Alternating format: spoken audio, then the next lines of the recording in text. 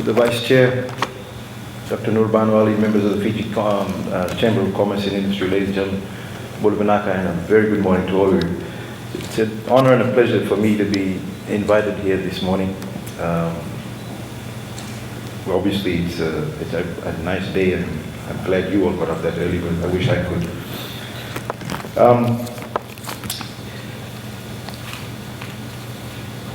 The former minister's maiden speech in Parliament, Honourable Faiyaz Siddiq Koya, stated that the image of the ministry, of the Land Ministry, had been tarnished with allegations of corrupt practices and poor service delivery. And I stand before you this morning as the new Minister for Lands and Mineral Resources, together with my Industry, Trade and Tourism portfolio, to assure you that much has been accomplished through internal reforms, and we have strengthened our systems and processes by improving our working platform through legislative reviews, reviewing various policies, and strengthening of the application development, promoting staff capacity building, and undertaking an internal organizational restructure exercise and finalizing the ministry's operational manual after being piloted for about a year. And with this, and I acknowledge the efforts of my predecessor, Minister Buniwanga. These reforms, ladies and gentlemen, were undertaken to elevate and improve the management of lands and mineral resources, and at the same time strike a balance between the economic development and sustainable environment issues that we have. Now, I'm entering this role with a strong will to improve the service delivery for our customers and the ordinary people and investors alike.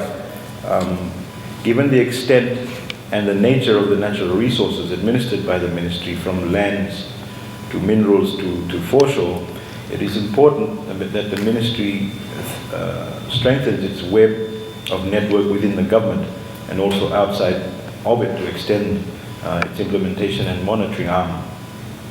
This cooperation with relevant stakeholders will not achieve its aim without a set of cohesive policies and laws which strengthen the institution of state land administration, mining and foreshore development. The ministry will continue from its preliminary work on the reviews of its relevant legislations and policies and formulation of the Land Valuation Act to regulate valuation practices and property market. Allow me to give you a snapshot of the projects that are currently in the pipeline. With respect to a national land register, since 2011, the government has been providing a budget to the ministry for the consolidation of an electronic national land register. This is the identification of land tenure for every parcel of land in Fiji, which requires the combined efforts and cooperation of stakeholders like the Toke Land Trust Board and Registrar of Titles. We have a land use master plan, and the ministry embarked on the land use master plan to attribute usage, climate, soil type, contour, and other geospatial components to land parcels in Fiji to enhance the electronic tool for the land management and strategic planning, not only for the ministry but other ministries as well. The Department of State Land, one of the key roles of the ministry is the development of unutilized land, our state land, to productive use. And this involves the creation of infrastructure and development of subdivisions for industrial and commercial purposes, and targeted basically at generating and increasing economic activity. Our priority is in the development of an industrial subdivision in Lambasa, and this will help alleviate the increasing demand for industrial land in Lambasa, and is in line with government efforts to encourage investment in the Northern Division. But we haven't forgotten the business people in Suva either. Regularization of informal settlements. The Constitution, ladies and gentlemen, pledges the right of every person to have accessible and adequate housing, and the provision is to cater for the regularization of informal settlements on state land, providing Fijians residing in these settlements security in land tenure and some dignity. And this will cater for both squatters residing on vacant state land and those on illegal subdivisions of state land. A total of about 72 approval notices have been issued in the Western Division, and about 77 notices have been issued in the Northern Division to date. And this actually translates into 149 families given the security of tenure and a real opportunity to better their livelihoods. The mineral sector, the mineral investigation project is in the view of improving and increasing mineral exploration and development. This contributes to increasing investment in that particular sector. The environment unit of the department has been upgraded to a division to manage environmental issues from the mining sector and also on state land development. And the new division will manage the entire environmental issues of the ministry in support of government's aims on sustainable development and green growth. Groundwater resources and development, access to clean water remains one of government's key priorities, and to help in realizing government's goal for accessible, clean and safe water as promised in the Constitution, we have been allocating a sum of about $1.23 million for groundwater assessment and development, and this is to alleviate water supply problems in rural areas and with little or no access to proper water supply. The new initiative of the ministry is the reticulation of productive boreholes to provide clean and safe water from the ground through borehole to the people. And currently reticulation work is being conducted in Nabakawao village in Taviuni and Kumbulau district, Kiombo village, Kumbulau district school, Namalata village and Ravi village in Bua. With respect to earthquake and disaster management, there has been increasing activity with respect to earthquakes and tsunamis around the world, and there is a need for Fiji to increase its monitoring and preparation for such potentially catastrophic events to ensure the reduction of the threat to the livelihood of all Fijians.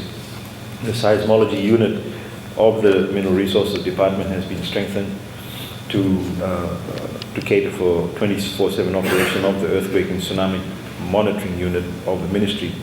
The strengthening of this unit means a boost for natural disaster preparedness for our country, and because of this role, the unit works closely with the National Disaster Management Office, NDMO, in mapping responses to windows of opportunity created by the threat of natural disasters. The Land Use Division, ladies and gentlemen, since its inception, a total area of approximately 2,538,074 hectares of Itoke land have been leased, with a total number of 37 leases managed by the division to date. A total revenue of about $6 million from inception to date has been generated by these leases, directly benefiting the landowning unit financially, so thus stimulating economic growth. And the target for the next financial year is to complete the development of 2 subdivisions in Lenga Lenga and Yako in Nandi. Ladies and gentlemen, the ministry has already embarked on active participation of the Itoke on the management of their resources based on genuine and transparent consultation. And fortunately, the 2013 Constitution has strong provisions on the social and economic rights for all Fijians, including the indigenous people. And further, the ministry has aligned its processes to constitutional provisions. We have in our SOP the need for consultation with goli owners and landowners before processing of a foreshore development lease or a mining lease respectively is done. And we facilitate this consultation to ensure that it is genuine and is transparent. Government, ladies and gentlemen, is also pursuing innovative ways under the UN Framework Convention on Climate Change to manage and reduce risks and enhance resilience of our vulnerable communities and ecosystems.